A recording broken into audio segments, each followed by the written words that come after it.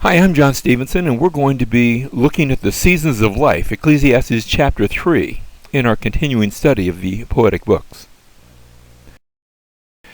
We've suggested that Ecclesiastes is organized into 5 sections. I'm going to call them 5 sermons. The first section told us of Solomon's story.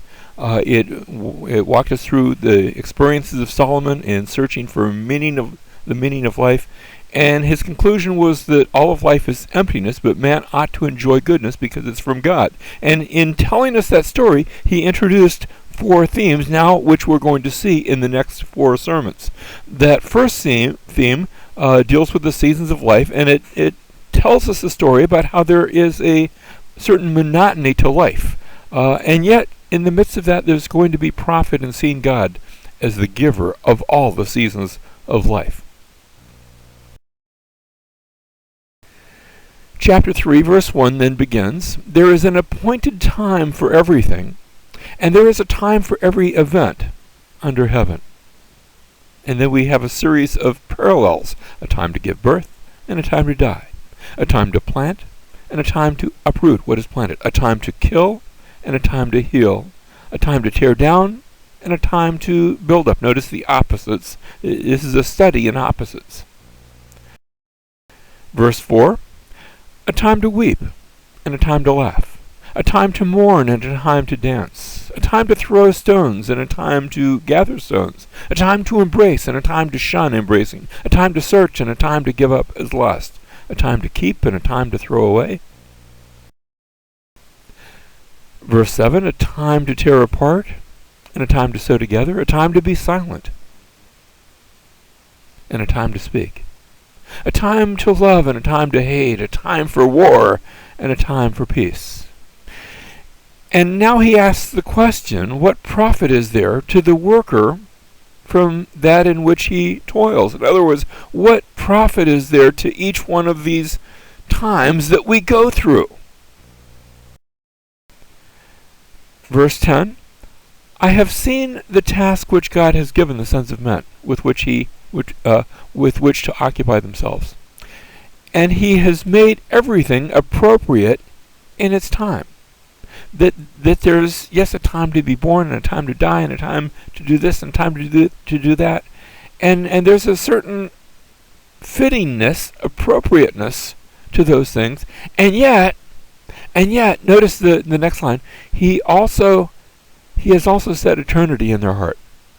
"Yet so that man will not find out the work which God has done from the beginning even to the end." We look at all of the seasons of life, a time to be born and a time to die, and we look at it all, and something says within us, God says within us, he has set eternity in their heart, that we feel there ought to be more. We look at it all, and it's good, it's appropriate, but it doesn't seem to be enough. And we look at it all and we say, what's missing? And the missing part is something that God has put within us. Verse 12, he says, "I know that there is nothing better for them than to rejoice and to do good in one's lifetime. Moreover, that every man who eats and drinks sees good in all his labor," and that's a gift of God. And so there is in life that which God has given, and we can appreciate it as his gift. This life indeed is a gift from God, and we ought to enjoy that gift. Verse 14, "I know that everything God does will remain forever." Now that's not true of us. Everything we do does not remain. In fact, you go through that list of things that are built and destroyed and born and died, and what we do doesn't remain forever. And not only that, we don't, in that under the sun sense, remain forever. And yet he said he looks beyond that to see, but God has an eternal viewpoint over life. And everything that God does will remain forever. There's nothing to add to it. There's nothing to take away from it. For God has so worked that men should fear him. We're not like that, but he is. He is. So that what God does lasts forever. What we do is transitory in nature. Verse 19, for the fate of the sons of men and the fate of beasts is the same. Notice, as one dies, so dies the other. Animals, they die. And people, they die. And notice he goes on to say, indeed, they all have the same breath. Now, the word breath, remember, is much the same idea of the word spirit.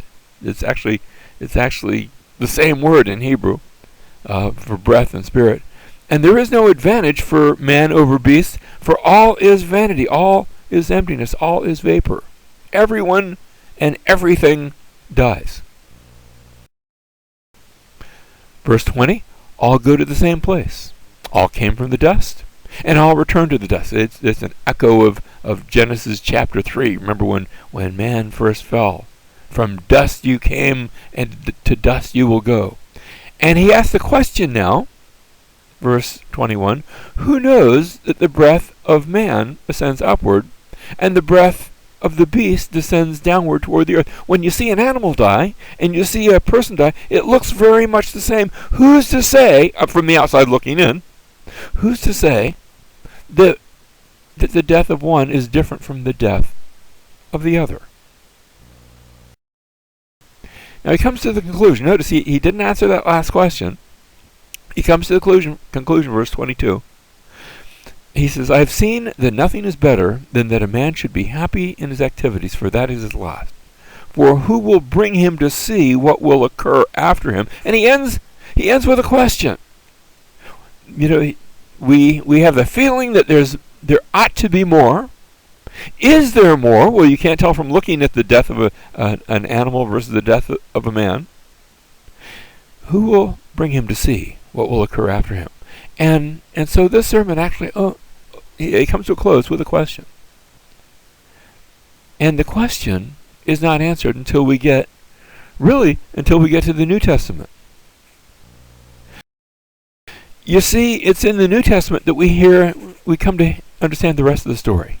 That there is one who died, but then rose again from the dead to come and to tell us there's more to the end of the story. There's more behind the curtain. That there's a life after death. There's a life after this one.